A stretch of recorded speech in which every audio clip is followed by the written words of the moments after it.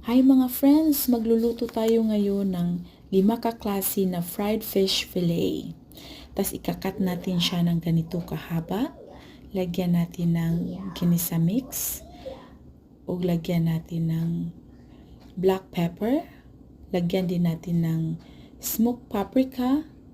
Tapos lagyan din natin ng garlic powder. Tapos maglalagay din tayo ng salt. Tapos imimix natin siya. Pagkatapos,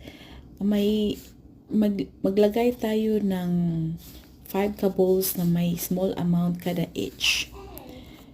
Tapos ito naman may flour. Ito naman flour with egg. Tapos imimix natin siya. Tapos ito namang isa, lagyan lang natin ng cornstarch only.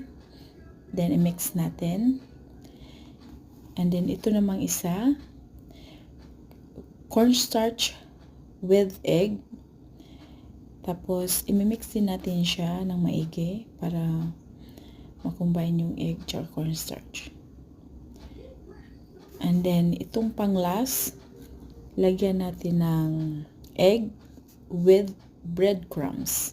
This imimix natin. And then ipapry na natin siya. Then pagkatapos, ito na yung ating naluto na fried fish fillet.